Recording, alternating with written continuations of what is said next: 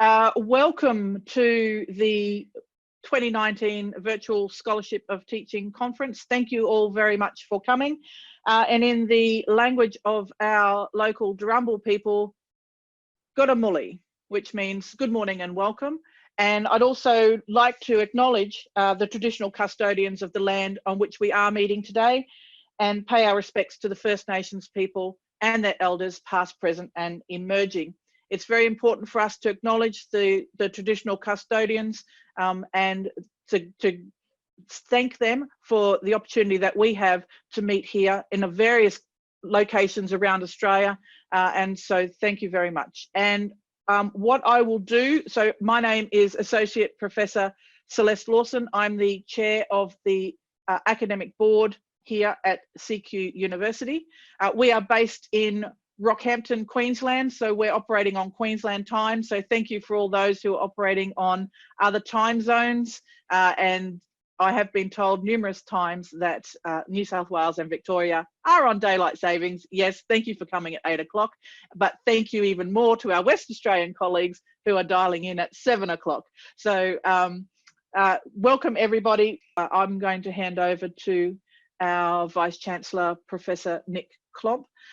Professor Klomp will do the official, as per the program, the official opening of the conference, and then he will then continue into the keynote. So thank you all again very much for coming. I'm very excited about the conference and the opportunities that it has for us as teaching scholars to share our practice, and for the opportunity it is for us to network with other colleagues around Australia and internationally. So it's very exciting for us.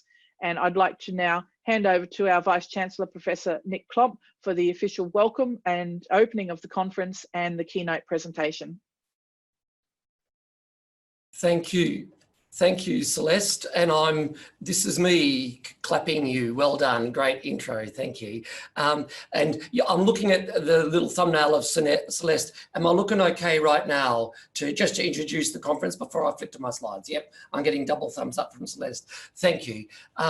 Hey, let me start off by saying I'm on Durumble land. So I'm in central Queensland in the Rockhampton campus of CQUniversity. So that's the lands of the Durumble people.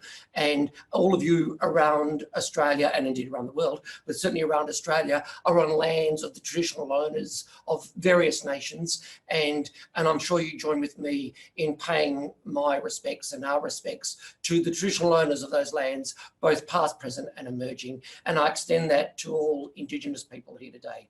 Hey folks, it's my delight to officially open the 2019 Scholarship of Tertiary Teaching Virtual Conference.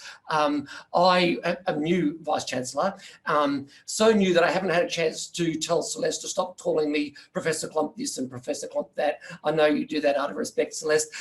I'm Nick. I'm absolutely delighted to be here today, delighted to be the Vice Chancellor of CQUniversity, and in some ways gives me an opportunity to stop and reflect with all my colleagues, as well as all sorts of people around Australia, around the world, about where is the scholarship of teaching actually going. And so I know a whole lot of you are hoping for a bit of an intro chat from me in a moment, a sort of a view from the Vice Chancellor who has gone through all the ranks and seen a lot of changes over the last 35 years. Where's the scholarship of tertiary teaching going? But first, let me just acknowledge what's going on here. We've got 250 registrations by last count. We've got people from Australia, from Lebanon, from India, from UK, from the USA and New Zealand. That is really remarkable. That's over 60 presentations, and those presentations represent over 100 teaching scholars because people have combined their forces to put their presentations together and their thinking together. And it's from at least 12 different universities around Australia and overseas. That is really remarkable. This is our second virtual teaching conference. Last year was more internal. Now we've opened it up. And of course, why wouldn't you? That's the beauty of the internet, is it not? It's the beauty of virtual teaching, is that the world is really your oyster. And if we aren't limited by our imagination, we can really open up the sharing of knowledge, the sharing of ideas, the best practice, and I'm really talking the practical best practice of how do you provide tertiary education to people that are perhaps traditionally haven't been able to access it. How do you provide it in economically viable ways? How are you making sure that you're at the cutting edge? In other words, because what is the measure that the teaching is successful, that people have engaged not just with the content, but with the feeling and the motivations behind it. In other words, they've engaged with the idea of learning. So even if they don't remember everything that you have taught them, they know where to check it, they know how to engage themselves, they know how to teach themselves going on into the future. So if they're all the measures, let's think about all those practical applications. And those things don't just come without thinking. They come by stopping and planning and strategizing and sharing ideas about the scholarship of teaching. And so that's what I'm really excited today about. The trick, of course, is when do you hold such a thing? Even though this is a virtual conference, and all kudos to the organisers for recognising that teaching scholars are so busy. You can't find a time when they aren't busy. If some of you here had maybe finishing their teaching, well then your serious marking has started, and then straight after that your preparation for the brand new courses, let alone revision of current courses for the next terms. So where do you find a bit of time for people to be able to share their ideas and thinking and scholarship teaching? Well, a virtual conference helps, because that means that you can all be sitting at your desks, and I'm sure you're listening to me and not, checking your emails. But if you needed to, you can be doing other things at the same time, and you can dip in and out of the presentations that attract you. So, I just think this is a great idea. I would love to find more time nationally and internationally for teaching scholars to be recognised for what they do, and for us to be sharing that best practice around the world. I don't think we do it like we do, for example, research and all the different research conferences that go on, research in things other than education and teaching. So I think we can do better, and this virtual conference is a step in the right direction, I reckon, in supporting everyone. And then, of course, the other thing is, I was just speaking this morning, and one of the reasons I have to run off at 10 o'clock, I've got the state government here visiting me, and I was explaining that even though people talk about distance education and internal students, sort of external students and internal students, even the most internal of any of my students, a student that has clinical and lab and lectures and tutes in the traditional old way of doing things, even the most internal on-campus student is doing a huge amount of teaching and learning virtually anyway. They're interacting with each other, they're interacting with their teachers, they're accessing resources online, of course their assessments are submitting and return. So there's a whole virtual reality of what their life will be like for learning and going on for the rest of their lives, let alone in the universities themselves. So we really ought to be really being very clever and innovative in the way what we're doing right now in interacting virtually and making sure we're sharing our best ideas and best learnings in this way. Okay, that's by way of introduction. I've gone on way too much, and I'm pretty sure when Celeste said that she was going to keep everyone to time, she meant the Vice-Chancellor as well. So I'll click to my slideshow and start racing through it, if I may. Now let's, but just a quick compliment on the conference themes. There's so much you could cover, and I'm not suggesting for a second that every paper will be exactly on this theme, but gee, isn't this capturing a whole lot of things that are taxing our brains at the moment when we think about pedagogy, when we think about all the technologies, when we think about access and participation, ways of knowing. I look at these conference themes and I'm delighted to see them, and I'll be touching on quite a few of these in some bits and pieces along the way, but I won't pretend to be able to dive down and give any detailed answers in any of them. I'm relying that on everybody else. Okay. I thought what would be useful for me is to spend half an hour going through what a Vice-Chancellor worries about when we think about scholarship. And just as a bit of background for me, started off as a lecturer 35 years ago and worked my way through. So I really have had a lot of the practice that you guys have of writing subjects and thinking about how they fit in courses and arguing with heads of schools, and then becoming a head of school and then arguing backwards about, you know, what you can fit in courses and what we can afford and that sort of stuff. Well, the first thing that we need to be recognising is, what is our government telling us? Now, I know there's a lot of international folk here, but I think that you'll find this instructive anyway. The Australian government has been quite active in setting up TEQSA. TEQSA stands for the Tertiary Education Quality Service Agency, and they have set up a whole range of higher education standards. What they expect to see in academics and in universities that claim excellence in higher education.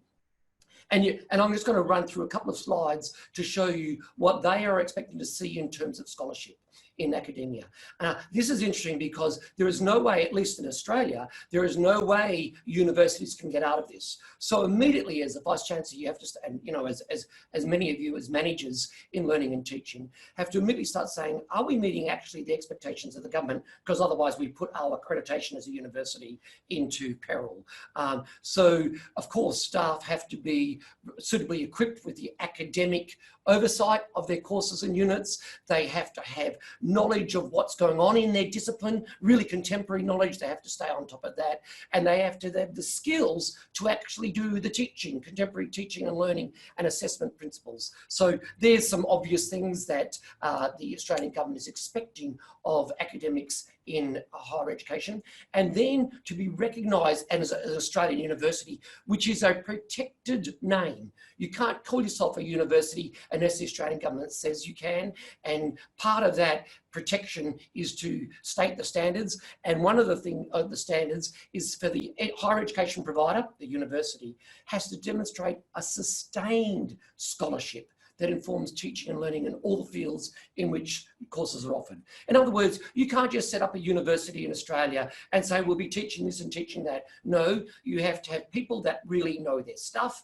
and know how to teach it and know about contemporary methods. And you need to be able to show that you have a sustained scholarship that's informing all of that.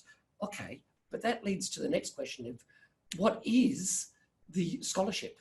Well, before we do, TEQSA then interprets the law. Okay, so those higher educators were part of the law, and then TEQSA, the Quality Service Agency, interprets it as scholarship informs teaching directly in these obvious ways, and I don't need to read it to you because I know that you could have written this yourselves.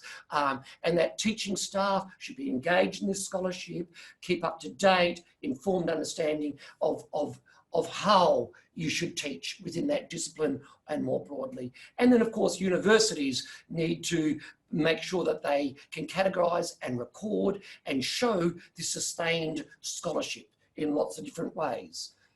It doesn't quite answer the question. As a manager of learning and teaching in a higher education provider in a university in Australia, you need to be drilling down a little bit further to finally get to, so tell me exactly what are you including when you talk about scholarship? And many of us jump immediately to Boyer's 4 measures, 4 descriptions of scholarship. And since then, many authors, I think I've read 3 or 4 different authors have expanded Boyer's model. I've seen as many as 6 to have digital forms of discovery and digital forms of scholarship. But TEQSA sort of uses an expanded Boyer model of 5 forms of scholarship. And I know for many of you, you've seen this. And if you haven't, that's okay. These slides are available and this talk is available, and you'll have an opportunity to go back and have a look at it and think about how are you as an academic, as a learning and teaching support of a university, how are you engaging in scholarship in a specific way? And it could be, for example, in discovery, building brand new knowledge, the sorts of ways that we traditionally think of research. But then you can also think about how you're integrating new knowledge into your teaching. You're actually looking at the scholarship of teaching itself, the pedagogy itself, that delivery. You're looking at evidence-based ways of student learning. There are a number of ways to tackle this, and many individuals will actually be scholars in more than one area, in more than one way to exercise this scholarship of teaching. So I won't dwell on this because I know that it is old news for a number of you. Instead, what I thought I would concentrate on is, okay, just pretend for a second that you're a Vice-Chancellor. What are you going to do? You get to quickly write a strategic plan, and you start thinking about, well, what's the measure? How are we going to deliver a learning and teaching and research and all the other things that a university does? But learning and teaching, how are we going to deliver it? And one of the things you think about is, well, surely one of the measures is delivering what your graduates want and what your graduates will need, whether or not they know it as a student, what your graduates will need. And that immediately makes me start thinking about what would the future be like for our graduates. Now, I'm going to take you down a path that is only a bit of a narrow path of the scholarship of teaching initially, but it's interesting in that if you start thinking about the future of work, and lots of people talk about this, if you start thinking about the future of work, for me at least, it starts telling me some answers in how we ought to be thinking about how we're teaching, and how, and therefore, where should we be applying our scholarship to inform that approach of teaching and learning. Let's see how you go. Okay. The first one, and I'm going to give you a couple of slides that are old news, but I think useful for reminders. I keep it on my desk or thereabouts just to remind ourselves what's going on. We keep thinking that things are about to change, but actually we've been slowly boiled alive for the last few years anyway, or the impact of the change of what industries typically were doing even a few years ago. And we were talking about big data, and we were talking about, you know, the internet and how it's going to be mobile on everyone's phones. And we were talking about emerging markets and rapid urbanization. That's all stuff that's come and gone. I mean, in some ways still here, but we've tackled that. And we've adjusted our curriculum and thought about our markets and thought about our students and ways of learning. And then more recently, we've been struggling with new types of technology. Certainly the Internet of Things was very popular to talk about over the last couple of years. 3D printing, we almost stopped talking about that a year or two ago. But can you remember that it was, you know, tip of our tongues and everything we talked about when we talked about innovation and technology just a couple of years ago. That all becomes quite old news, as does some of the stuff predicted and now becoming reality in all the different industries requiring robotics and automation and artificial intelligence. So that's all old news. But just remind ourselves how learning and teaching experts and learning and teaching scholars really need to be thinking all the time, what's the output? What are the outputs? We've got to be thinking about how we deliver it and our approach. We've got to also be thinking about what they end up with. And that means you've got to be keeping an eye on the horizon, and more importantly, over the horizon all the time. And you know all about this, so I won't tell you about it. This is a slide that I use. It came from the World Economic Forum at the end of last year. The paper came out, so it's a little bit old. You'll have more recent data, but it just goes to show how many disciplines, industries in this case on the left, and how different countries around the world will be affected by changes in the core skills that a graduate needs. And I'm not talking about the extra bits and pieces that they can use technology well or something. No, I'm talking about the actual core skills of financial services, the core skills of infrastructure. Graduates that come out knowing about infrastructure or ICT. It is amazing how much of that will change. An average of over a third of the core skills has been changing over the last 5 years. And of course, it depends on which country you're in. So some countries, it's closer to half, because they really haven't updated their curriculum and thought about Industry 4.0 and contemporary ways for industries to operate, and therefore the contemporary graduates they require. Australia isn't so bad. We're only just more than a quarter of our core skills are changing as we're delivering our courses right now between 2015 and 2020. So can you see how there's some real, you know, we ought to be having more of these conferences. Teaching scholars have real challenges. They're thinking about how they're teaching, how their students are learning. So all the different technologies and approaches and ways of learning. At the same time, they're thinking about the curriculum that will produce graduates that will be appropriate for contemporary industry or contemporary business or contemporary society around the world, that are at different levels around the world, over the horizon, because that's how fast industry and business and the world is changing. So, and then meanwhile, you've heard all the things that the experts have been saying. I take some of these quotes with a grain of salt. I don't worry about them quite as much as others, but I'm aware that at least it will be true for some of our graduates, if not a lot of them, that they won't just be changing their jobs several times in their lifetime. That's what we used to say 5 years ago. Now they'll have several jobs at the same time, and they'll be consulting, and they'll be working for international companies, probably doing it from their bedroom or a single office somewhere. And I think that is very, very real for many of our graduates. And I think that that brings us to a really important question, which is, how are we adapting as teaching scholars, and for me, as universities, to produce graduates that are ready for this? Now, we often, then there's other threats, if you like. I see them as challenges or exciting things, but there are things that are going to change, the future of work. Automation and robotics and AI is definitely going to change the future of work. So let's get used to that. And one last thing before I get on to how a university might and teaching scholars might want to react to this information.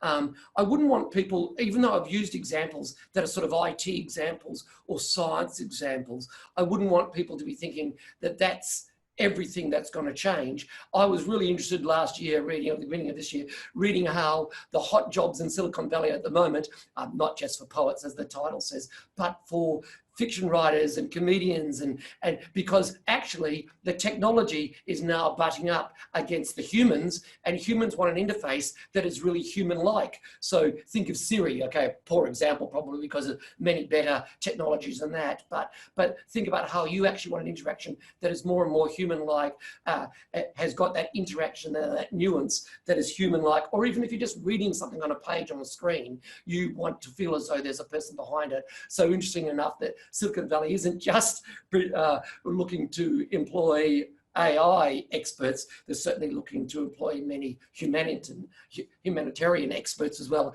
and graduates from the humanities.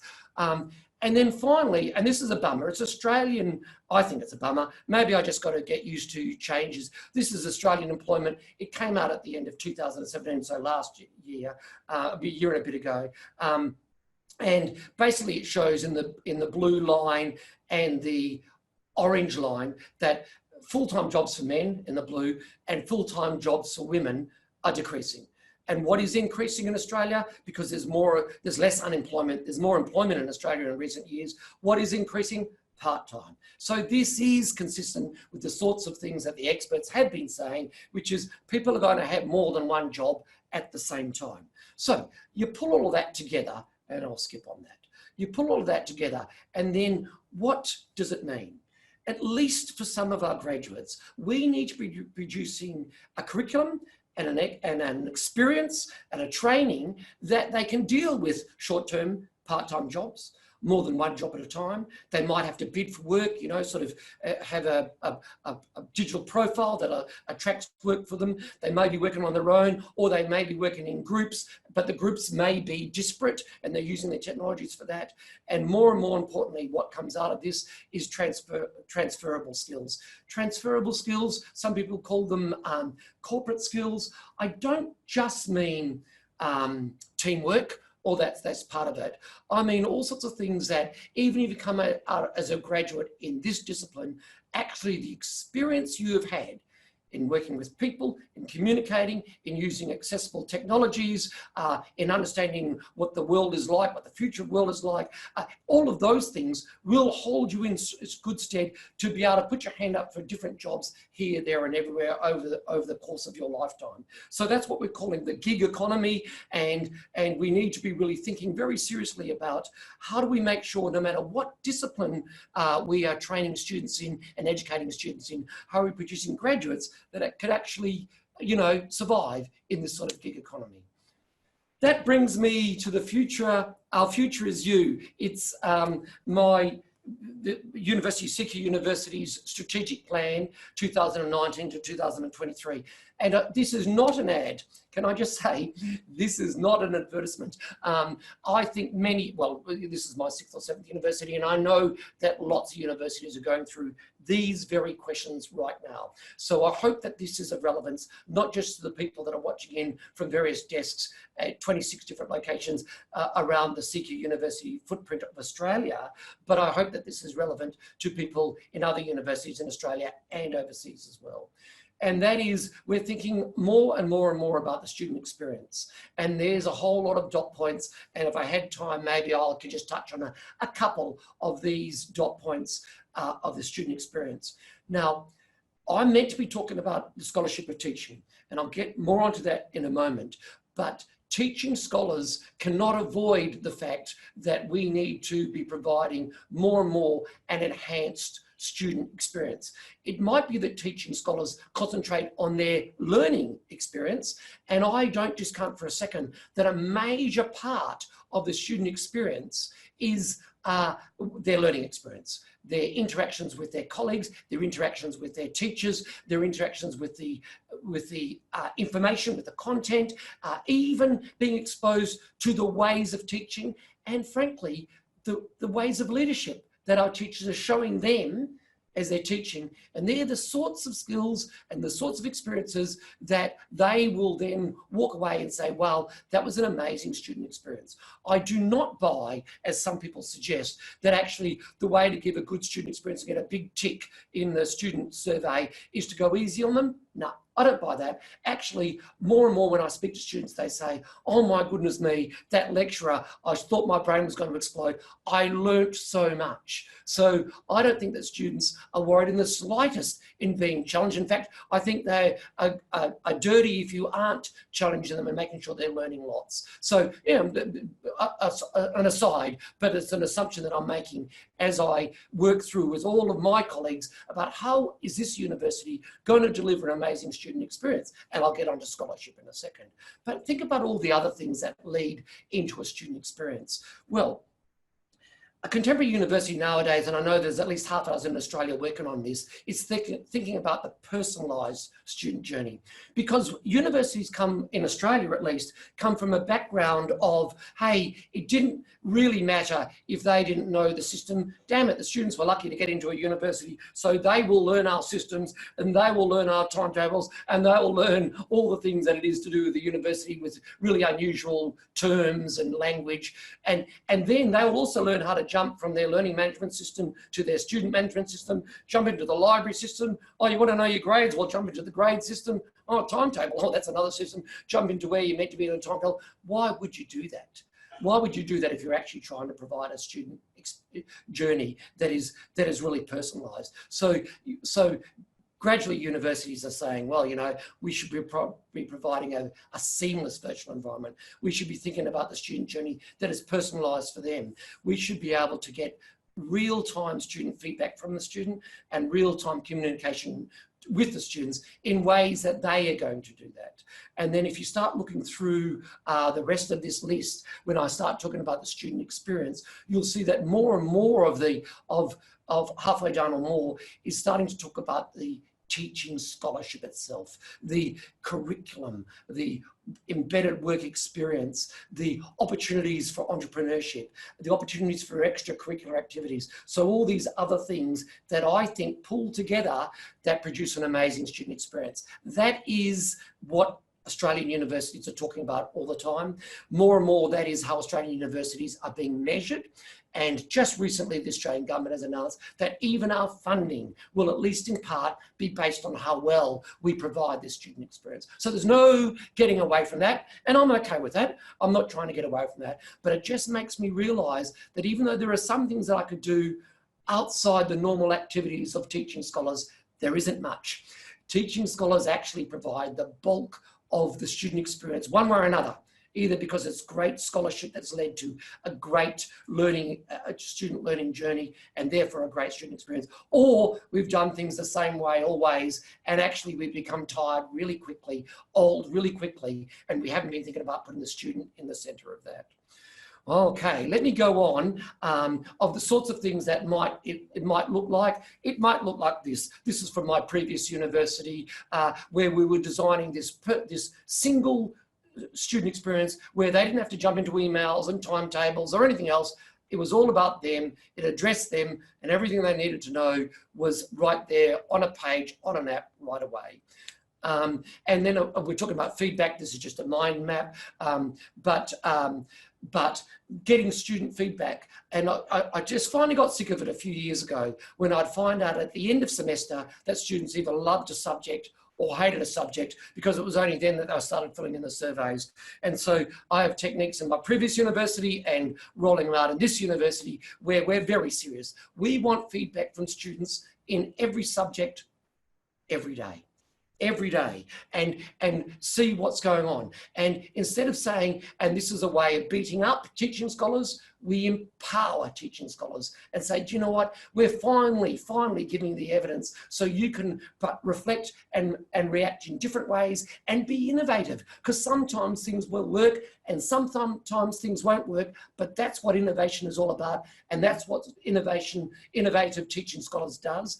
So here's a trick. So part of this feedback is to make sure that you are giving those teaching scholars and your university providing a no blame culture where you're encouraging innovation, and you don't have to get this magic number of 80% of students that are vaguely said, no, there's no magic number.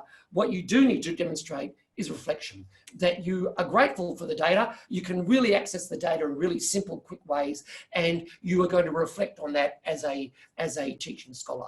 Now, wouldn't that be great? I think most of our teachers, and indeed I bet every single one of you tuned in today, you've almost voted with your feet. You're showing that you're interested in the scholarship of teaching. So I bet you already look at some of these feedback mechanisms, but I need to make it easy for all academics. And here's an example of what it might have looked like.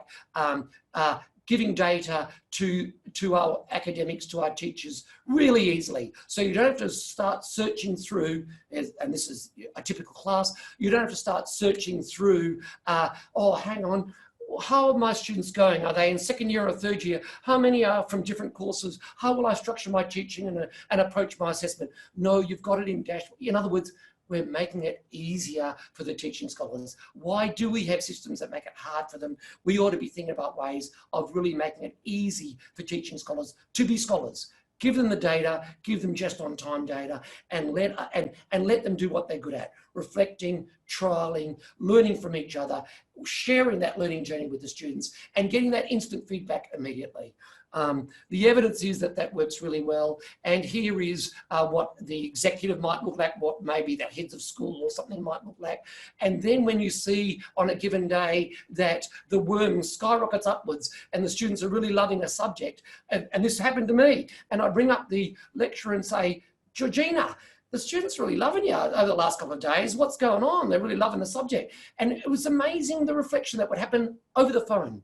It would be, oh yeah, I had a guest lecturer in a couple of days ago. I thought the students really liked her. Oh, I'll get her back. That was really good. Or if it plummets, you go, yeah, look, they just got back their assignment 2 and they were missing a point there. I know what I'll do. I'll get online and I'll chat with them and I'll explain to them that it was only worth 20%, and I'll give them feedback at the lecture, and here's an opportunity for learning, and the next assessment item will be even greater opportunity to pick up more marks. Something. Share it with the students. And it was amazing, instead of finding out at the end of semester that there was something you could do, by providing this continual feedback and these great ways of accessing the data, you're empowering teaching scholars to get on with it. And what's really exciting for teaching scholars particularly is that you're giving them the war stories, the data-backed war stories that they need for promotion and for learning and teaching awards and that sort of stuff. So instead of people saying, oh no, I'm a really good teacher, honestly, and here's a couple of emails that says I am, they're saying, you know what, I got these data, I reflected on it, I thought about different things. I tried this, that didn't work. Then I tried this and it worked, and here are the results. And this happened 2 or 3 times through a semester or across a year. Wow, does that show that you are a really reflective teacher and you've got the data to prove it? So I think that's where a contemporary university needs to be, and that's what the folk at CQUniversity will be seeing rolled out over the next year. But there's more. If I may, and then I really will give everyone the opportunity to ask some questions, because I am really very aware of the time. What else does the scholarship of learning and teaching involve in delivering my plan? And even though I'm talking about the plan of this particular university, it comes from the experience of lots of different universities. And anyway, I speak with my colleagues all the time. We pretty well know what other universities are doing, at least in Australia. So these are the conversations that lots of people are having in Australia, and I wouldn't be surprised if they're happening around the world. Okay, let me draw out some of the other things that I'm getting excited about. I'm not quite sure whether you can see me or not, but I'm taking off my coat because it's getting very hot in here, and I'm getting a little bit excited. So here we go, I'll calm down.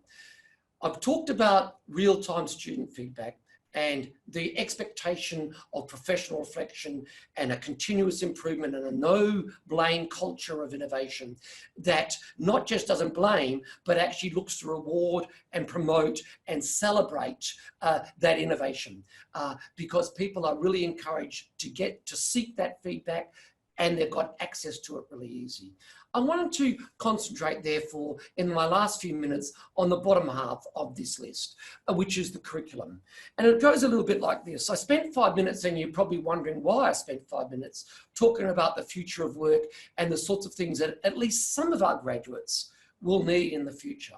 And I think we all nod in those circumstances as scholars and say, yep, I can see that might happen to at least some of our graduates, maybe most of them into the future. But then we still create the same curriculum and the same type of teaching. We might give it a little nod within a subject, a little bit more entrepreneurship, some more group work or something. I'm not actually having a go at scholars in the slightest. It's just that it's hard to find the space or the worldview or to be in charge of the entire curriculum or the entire structure of the degrees within a university to actually create something that genuinely produces graduates that are ready for this future of work. And what would it look like if you produced a graduate? Well, I think it would look like this, and this is where CQUniversity is going. Yes, the curriculum needs to be relevant and industry and research-led, you bet. Just a quick reminder, I don't need to say this to learning and teaching folk, but it isn't just about training. So we're educating, we're producing graduates, and these graduates have got to be global citizens. I expect them to come out, as I always say, this much taller. And I don't actually mean taller physically, although I probably mean taller in terms of pride and ability, but still humility, and really understand their place in the world. So I absolutely understand the power of education more generally. But if you'll allow me to stick to, what about that curriculum in quite a specific course? And yes, as many of you already do, you have authentic work experience built in, and we will be doing that as a requirement of every one of our graduates. I'm moving down the list. Bear with us on this. The transferable skills, the sorts of things I've already talked about. Many of you work that in already. Many of you are already thinking about different ways of communication, and the students need to be trained in that and assessed in that and encouraged in that. Group work, emotional intelligence, being at ease with digital technologies, and all the different, critical thinking, all the different transferable skills. So far, so good. I think all of you, and I don't think there's a university in Australia at least, that hasn't started working on building those into the curriculum of a contemporary curriculum in Australia. And then more and more we talk about these extracurricular qualifications. We either call them micro-credentials or badges or modules, where we recognise that students might want to do, in addition to their learning within a degree, they might also want to do other minor extra curricular activities that will give them a workplace health and safety qualification. It's just a module, a completion, a small certificate. It might not even be as big as that, but it builds on their resume. It builds on their resume to allow them to create a profile that says, I can operate in this gig economy. Have a look at me, look at all the extra things I've collected, experiences and qualifications I've collected whilst I was at uni, and it wasn't necessarily part of the uni course. So we've got to be building all of these extra things in available for our students. I think that universities more and more, and this university, will establish a way of us being genuine partners with our graduates for the rest of their careers. And what is that going to look like? It's going to look like a graduate guarantee. It's going to look like our students, even though they've graduated years ago, can come back and audit classes that are the cutting edge in their discipline for the rest of their lives. They can sit in on classes, we call it auditing classes. So that's one example of a number of aspects to a graduate guarantee. And here's an important thing. We need to, if we think that our graduates are going to be operating in this space, we need to assist them to start that way. So our graduates will come out with a digital profile.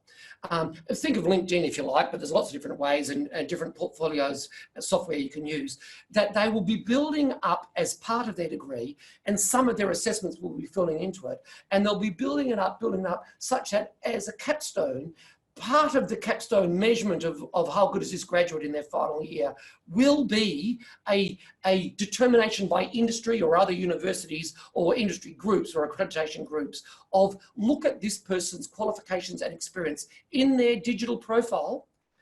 Do you think these are the sorts of graduates you would have expected to be coming out? And adjusting that if the answer is no or can do better. But at the same time, creating graduates that can operate and are prepared to operate in that sort of gig economy. In other words, they can bid for jobs left, right and centre. It makes them more employable anyway, even in the traditional sense of the future of work, let alone if the future of work continues to change and casualise as we're seeing it happen.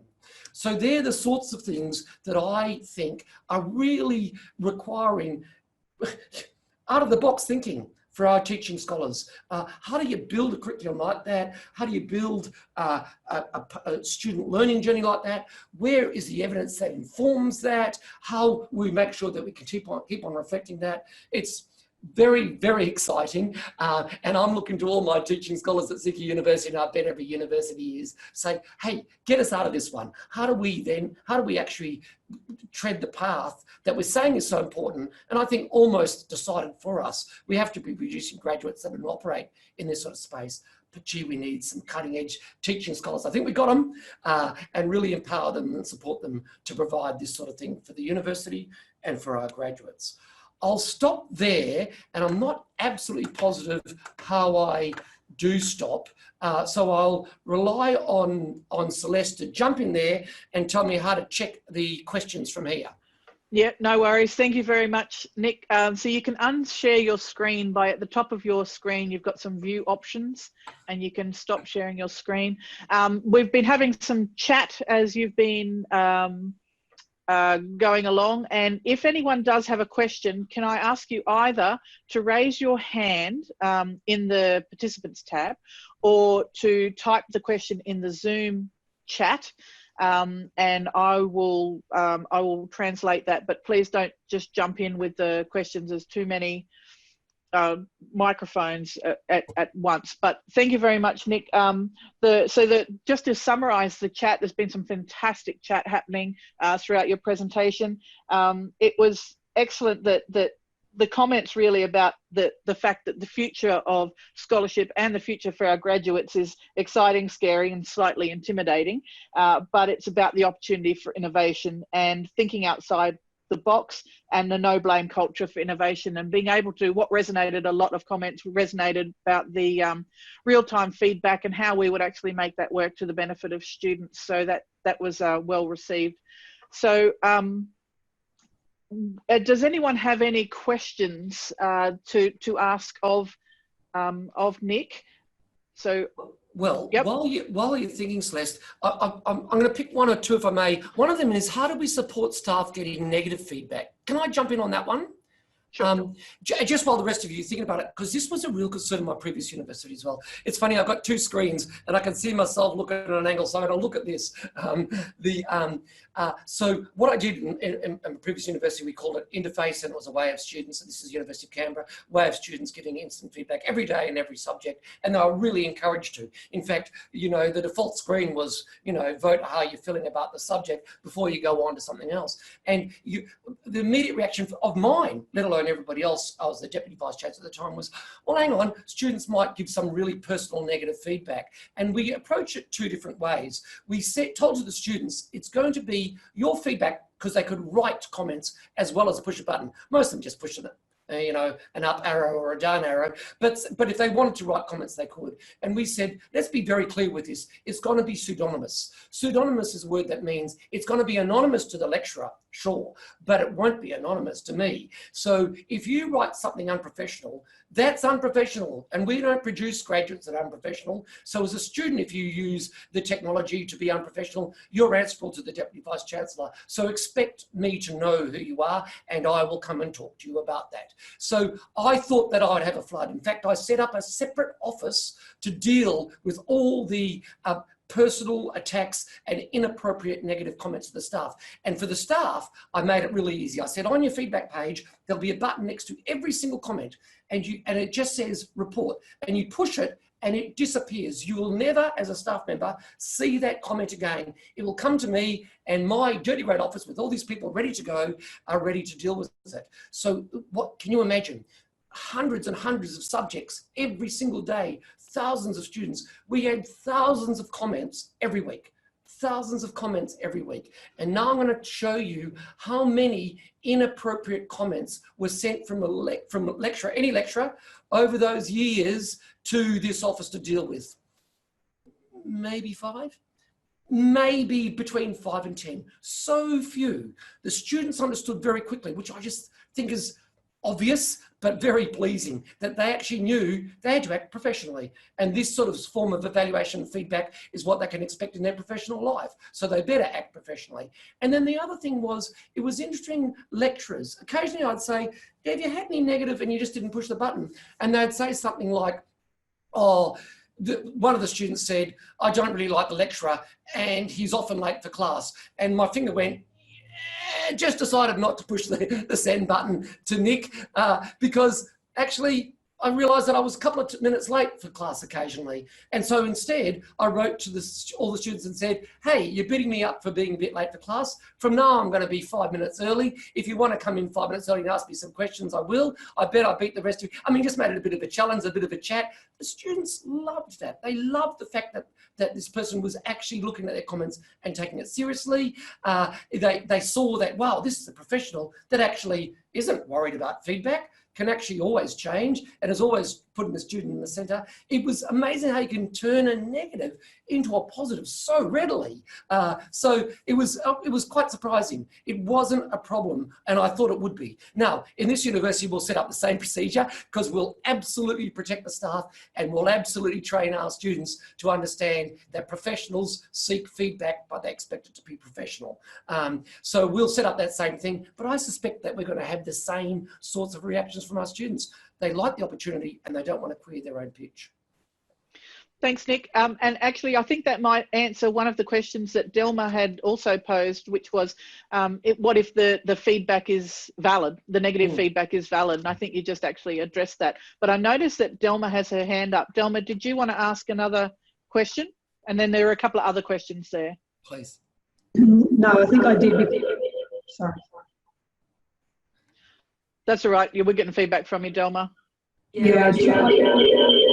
No, you'll have to mute, Delma, sorry. Well, how about I mute? And if that helps, does it?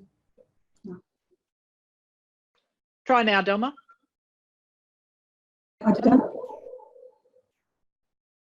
No, it's from your end, Delma. I'll have to get you to mute. I can see you're still unmuted there. Sorry, Delma. So I'll just move to one of the other questions. There was a question from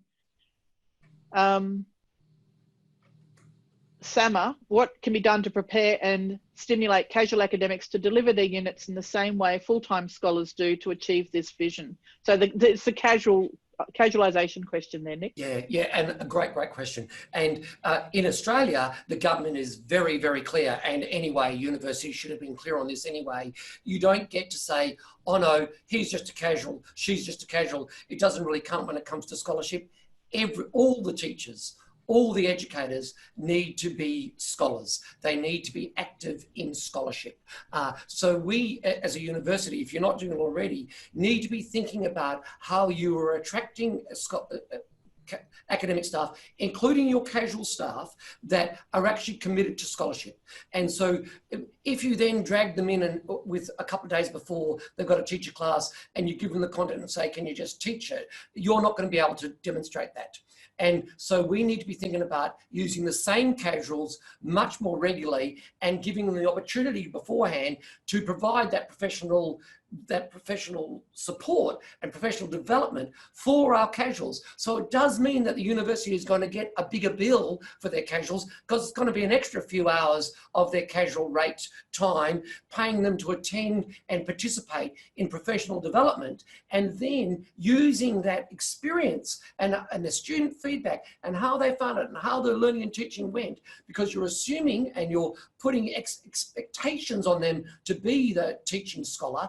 And so using that expertise, and rather than losing it at the end of semester, for the feedback and development of a better course, better curriculum, better feedback, better pedagogy. So that's the way to do it. Now, what it means is that it will cost universities a bit more money, because you'll need to be, you know, you can't expect people to do this for free if you're going to use casuals. But there's something else that it does. It makes universities start to think, you know what, we're using these same casuals pretty regularly, and they are pretty good.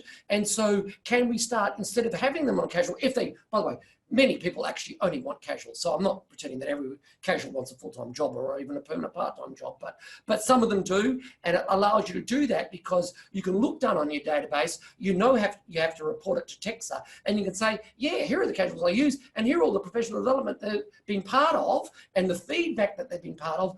Oh my goodness me, we can demonstrate that they have participated in the scholarship of teaching, not just the delivery of teaching. And so that's important for the students, it's important for the university, it's important to get the ticks to prove that you're a scholarship savvy as a university to the government. But I think it's good, not just for the students, but for the casual staff themselves. So we'll need to play in that space more. And one of the ways to do that, just quietly, is to have fewer of the vanity subjects, fewer of the subjects here, there, and everywhere. No, I'm not clapping myself, I'm explaining all the different subjects. And that allows you to be able to then concentrate on what are the casuals you are using, you can rely on into the future. So I think it's a win all round. It does take a little bit more resource from a university to make sure you are supporting your casual academics in that way. But I think that's appropriate anyway, because it's good for the students.